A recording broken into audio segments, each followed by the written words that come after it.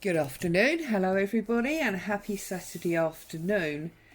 As I promised in my last video, I wanted to do a small further project as part of the Love Your Desk series, and this is going to involve my Somerset Studio magazine. Now, those of you that have it will appreciate this is an expensive magazine. Therefore, it's important to me that I get at least 3 projects out of the magazine, be it following the ideas or using the papers, etc. Now, I do appreciate there's a lot of you that don't have this magazine, but the principles of what I'm going to be doing don't necessarily require you to have this magazine, which is why I thought it would be fine to share with you. Now, one of the things, there are a number of things that I do love about this magazine, but one of the things that I love is that the front cover, which, let's be honest, very often the front cover of a magazine is what draws you to buy it, and they're often beautiful front covers, but they've got all this advertising all over them, so you can't really use it. Well, one of the things that Somerset Studio does is they cleverly include the front cover without the advertising. So that's going to be the first thing that I'm going to do as part of my project. So I've already torn this out, you can see from the rough edge. Move my magazine to one side, and I have got a number of picture frames whereby either the glass is broken or the frame is very sort of out of vogue, or whatever you want to call it. So today's project, I'm actually using 3 of the, I don't know if I'm going to use this, so I'm actually using 3 of the hardboard backs. So this has got, you know, the stand up. So I thought, as it was a desk, often, you know, these executives, they have pictures of their family or whatever. I'm sorry, I'll just stop for a minute, make apologies. It's Saturday afternoon, all the windows are open, people are moving around in the street, booze here, hubby's soaring, so there may be background noise. I do apologise, and I hope it doesn't interfere with your enjoyment of the project. So that said, you know, lots of these executives have sort of pictures of family and things on their desk. Well, I've got enough pictures of my family on my walls, so I thought on my desk it would be lovely to have craft related pictures. So this one is as simple can be, because all I'm going to do is I'm going to put this picture on here because I love this picture so much. I don't feel that it can be improved upon at all. So all I'm doing is I'm literally going to glue up the back. It doesn't get any simpler. Now, as I said a million times, I'm sure I'm not the first person to do this. This is not rocket science, and I don't claim to, you know, own the idea. I just think it's a nifty idea. It's a bit of fun, and obviously, if you've already got the background frame and you've pulled a picture from a magazine that you already own, then technically, apart from the glue, the project has cost you nothing. There's not many free projects, is there? So I'm just obviously lining this up on here. I want to make sure it's all nicely lined up. Now obviously we have got a little bit of an issue in that it's not completely flat, because it's got that stand piece on the back, but it's quite sturdy because it's hardboard. Now I'm rubbing down to try and make sure this is nice and flat and stuck. Now, those of you that saw the last Love Your Desk video that I did, we were, or I was, decoupaging over fruit boxes to use them on a desk more prettily. and I'm just obviously pressing down the side there so I know where it is.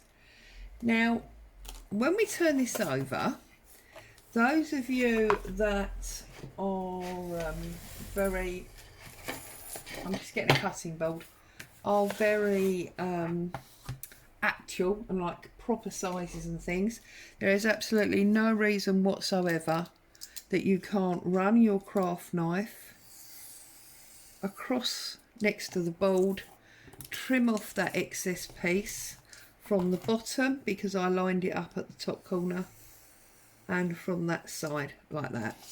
Okay, and then that has now made that the perfect size without us having to do any measuring whatsoever.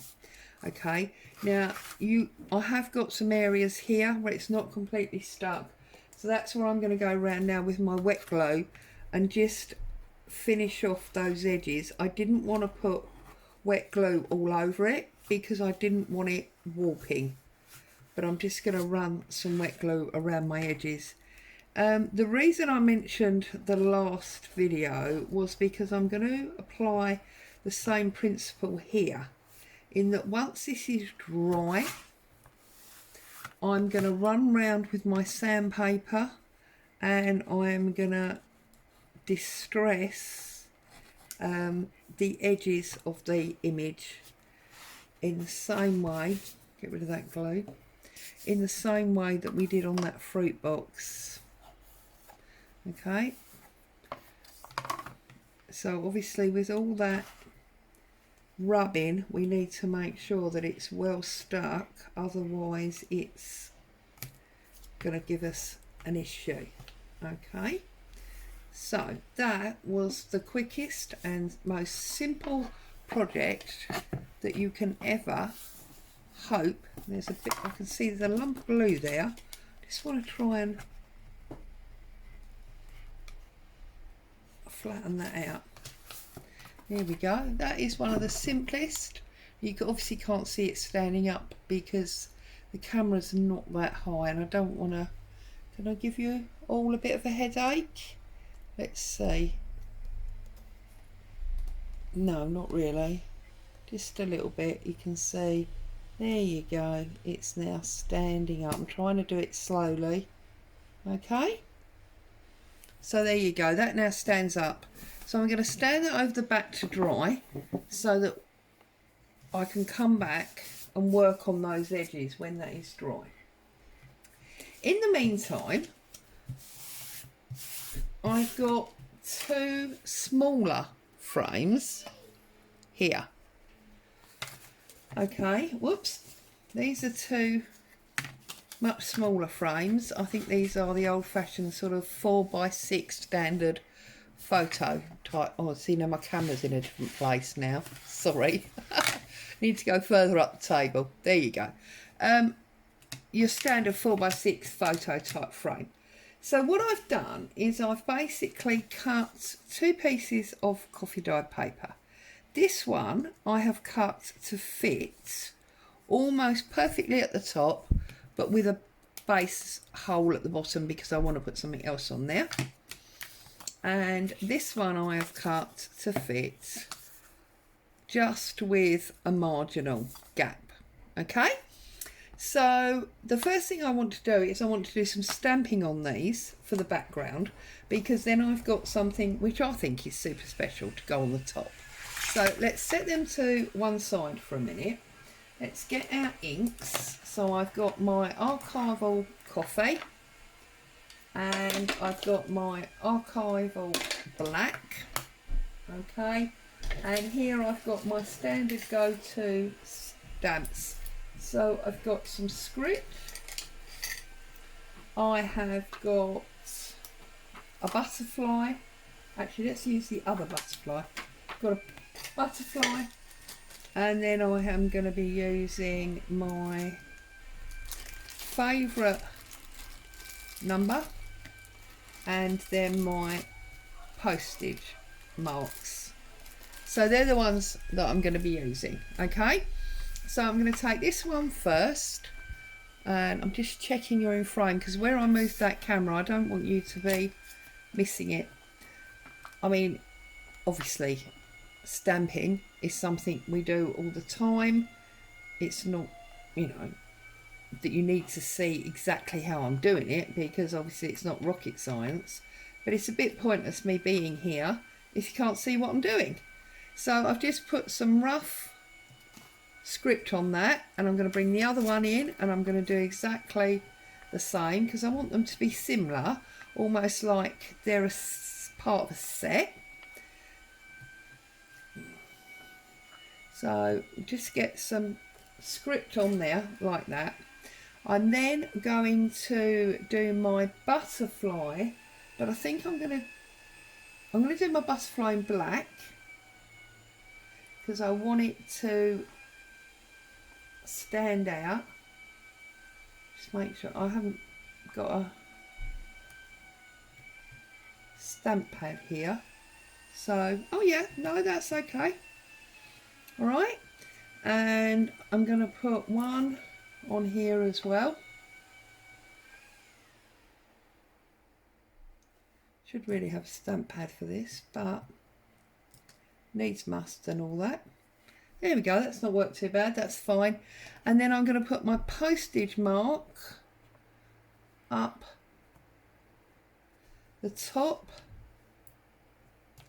like that.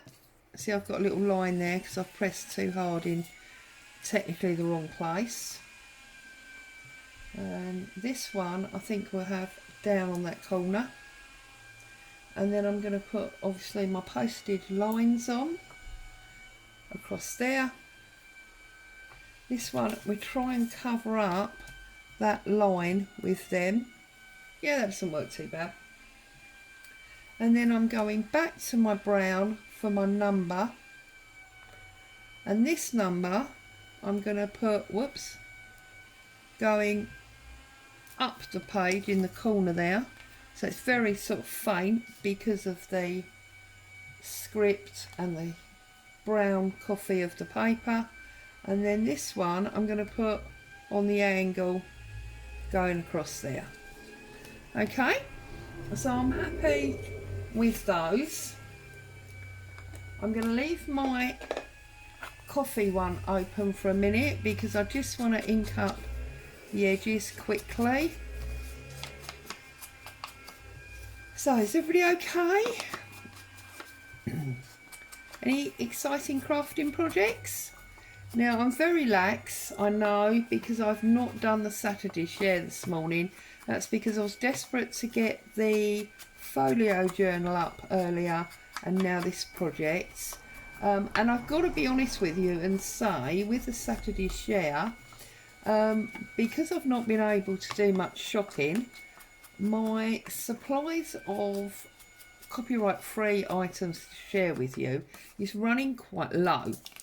So I thought I'd be cheeky and miss it this week and carry on again next week, because that way we'll get a chance to do a bit more shopping, hopefully, and extend the series a little bit longer. So no Saturday share this week. I'm sure you'll forgive me.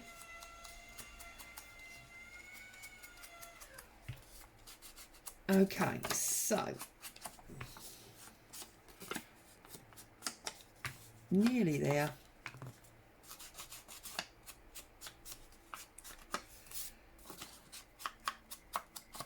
Ta-da!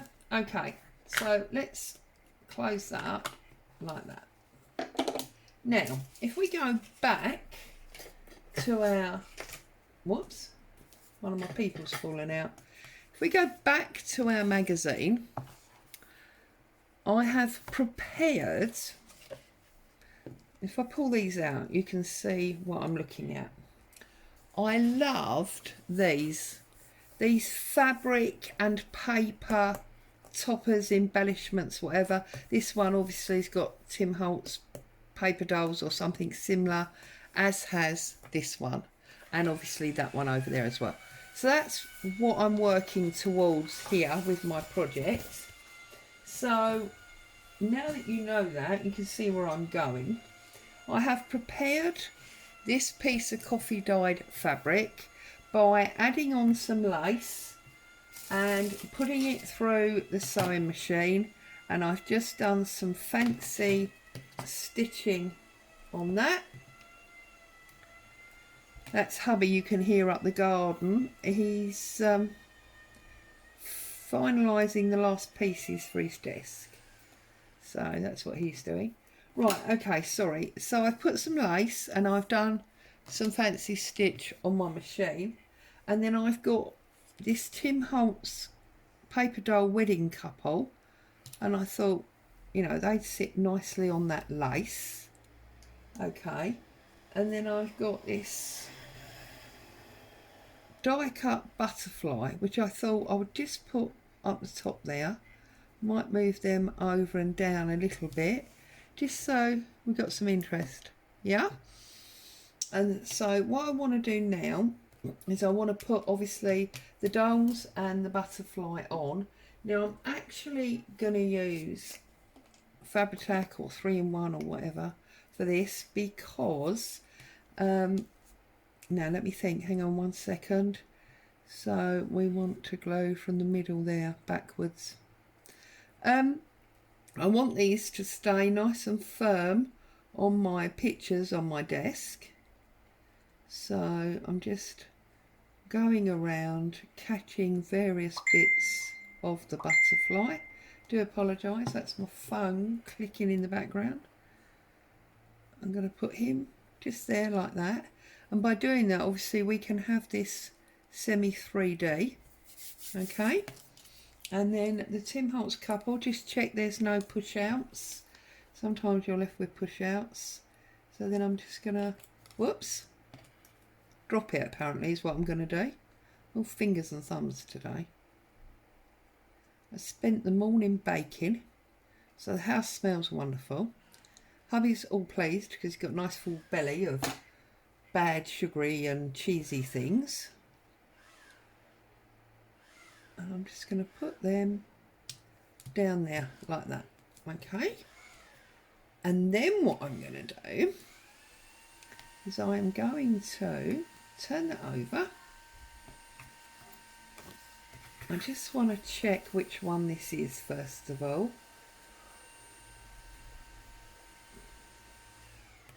Is this the one that I want on here?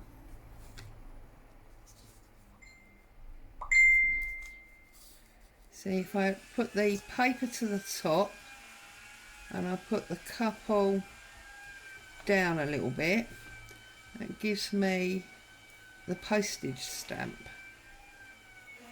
there and the butterfly, and then I can get a little bit of something on the bottom there. So what I need to do now is I need to Pritt stick this one, because this is paper to board, that's fine. I'm going to Pritt stick this up. Again, this is nothing special. This is similar sort of thing to, you know, what everybody does to their journal pages, because you add layers almost, you know, on a, or your scrapbooking or whatever, almost on a daily basis. I'm just, instead of putting them into a book, I am treating them as actual finished, you know, sort of photographs or pieces of art, whatever you want to refer to it as. So our paper is stuck and we have that standing up, yeah, so that's the idea. And then we're going to position this one, and I think, I'm so sorry about my phone going off, I'm going to position it off centre like that, and I think I'm going to put, sorry, I'm going to position it off centre like that, and I think I'm going to put a bit more lace across that corner. So I'm just going to rummage in my box and see what lace I have to hand, if any. This is that same lace that was on top, so we can use a piece of this, and I'm just going to cut this little bit out of here. So we'll cut him out like that, and we'll get him stuck underneath on that corner like that. Okay, So put some Pritt stick on there. I'm sorry, I feel like I keep, let me move you back down because I feel like I keep, I'm sorry if that gave you all a headache. I feel like I keep going out of focus because I've moved the camera to show you that stand up and then I didn't quite know where I needed to be. So I'm just putting that odd piece of lace underneath that butterfly there. And then I'm going to Pritt stick up the fabric that we put the appliques on, or the additives. And I'm then going to place that on to my stand up.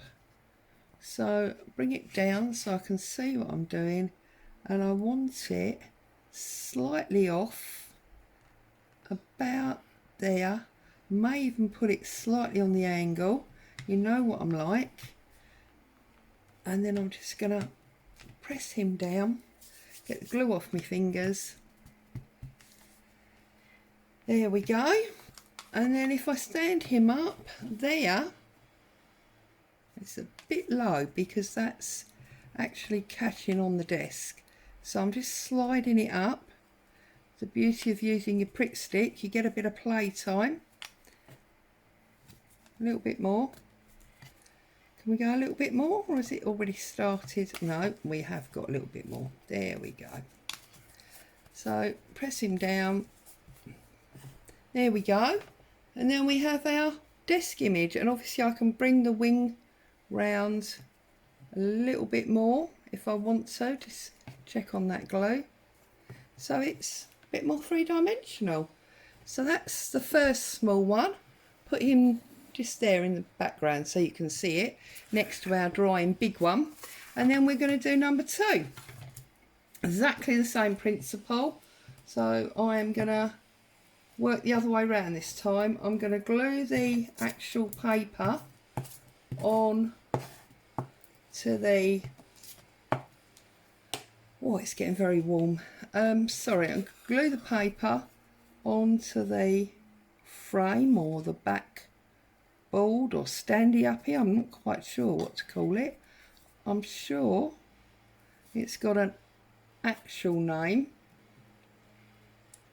Just making sure I've got that where I want it. Okay, line that up like that. And then this one, I've done the same thing. I've prepared some coffee dyed fabric. I've run it through the sewing machine and just done some what I call ugly stitching down the side there. I've got this old bus ticket. It's very torn and old, but I just want to put that maybe across the top there like that.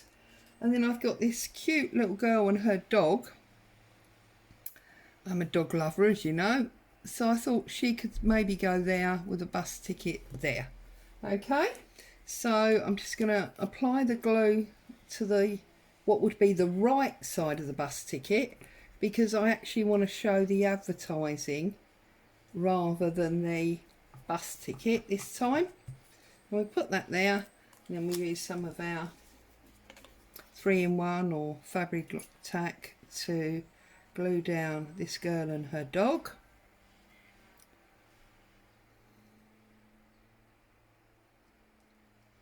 There we go. And I'm going to put her about there. I believe she needs to go.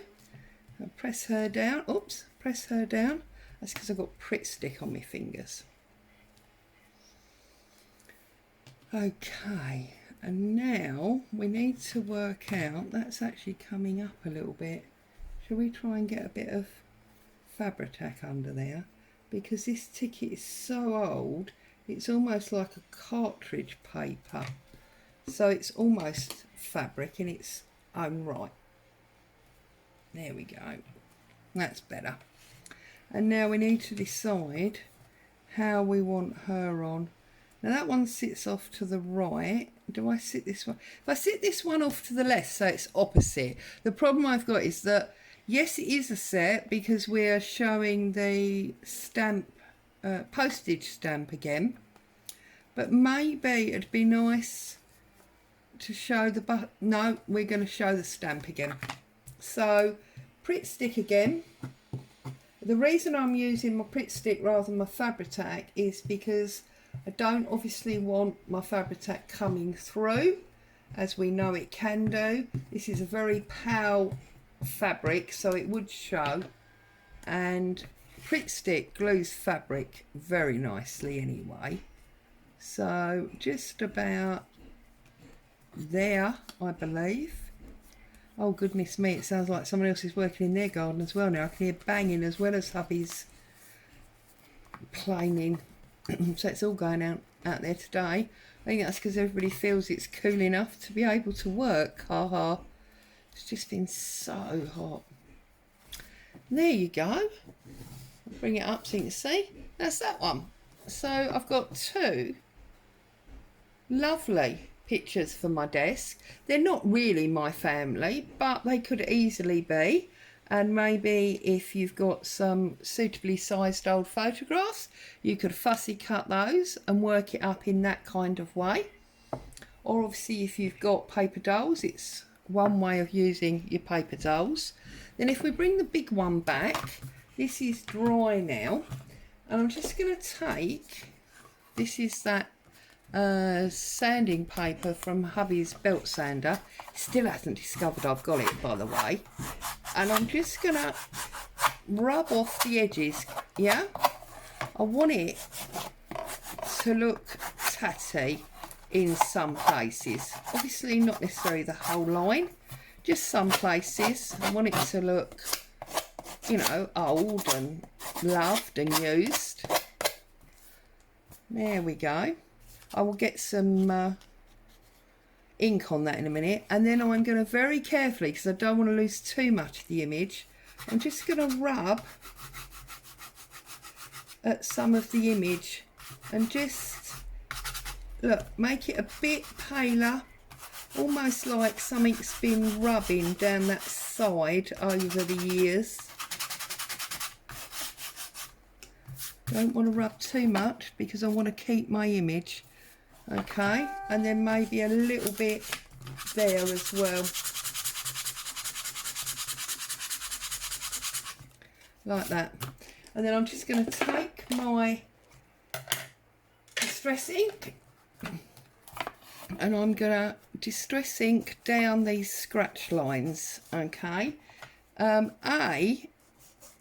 the scratch still shows through. B, the scratch enables the ink stain to show up more, because obviously this is quite a dark image, so it's not necessarily going to show well without the rubbing back or the distressing, whatever you want to call it.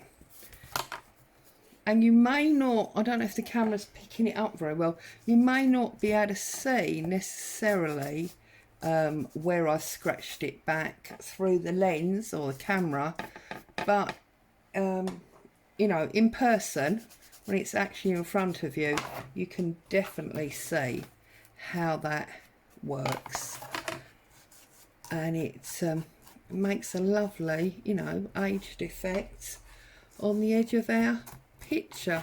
Let's get some heavy ink on this bit, and there where we scraped it off the corner completely, it's absolutely fine by me.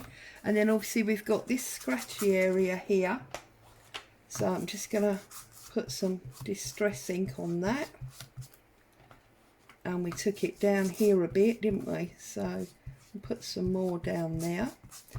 Also, of course, we're making the image a little bit more ours.